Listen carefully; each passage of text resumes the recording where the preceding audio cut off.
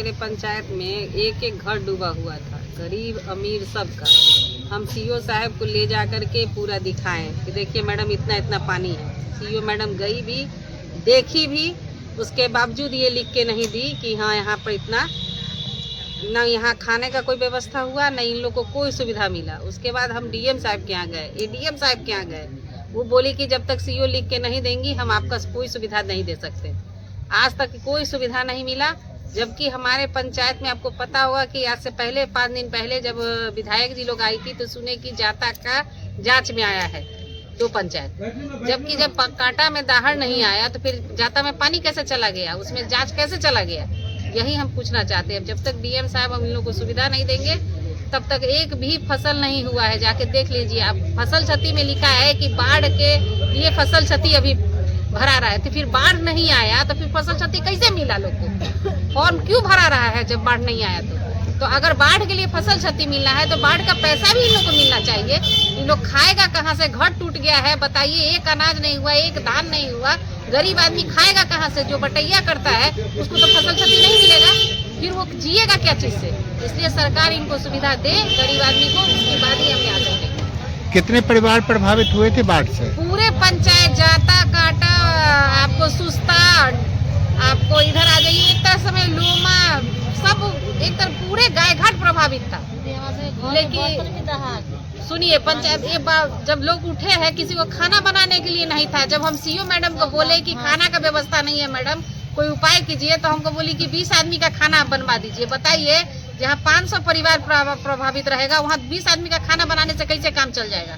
नहीं कुछ होगा। तब आचार संहिता खत्म हो गया, सरकार बन गई, उसके बावजूद अभी तक कोई सुविधा नहीं मिला। मजबूरी में हमको यहाँ अनशन पर बैठना पड़ा। कब तक बैठिएगा अनशन? जब तक हमको सुविधा नहीं मिलेगी, जब तक सरकार डीएम साहब आके नहीं कहेंगे कि आपको इतना सुविधा मिल रहा है, आपके पंचायत को, आपके प्रखंड को ये सब कुछ मिलेगा, तब तक मैं यहाँ से नहीं हूँ। क्या परिचय हुआ आपका? मैं रीना देवी, पंचायत समिति कांटा दक्षिण। गाय घाट में जब बाढ़ की विभीषिका पूरे प्रखंड के हर पंचायत में चल रही थी, हर एक पंचायत में पानी घुस करके और हर गरीबों के घर में पानी घुसा हुआ था, उस समय आचार संहिता लगा हुआ था। तो हम लोग पत्र के माध्यम से सीओ साहब, आपदा प्रबंधन, एसडीओ साहब, डीएम साहब, सबको हम लोग ने अपना अपना पंचायत की क्या स्थिति है, किस तरह बाढ़ से कितना क्षतिग्रस्त हुआ है, इसके लिए हम लोग आवेदन किए।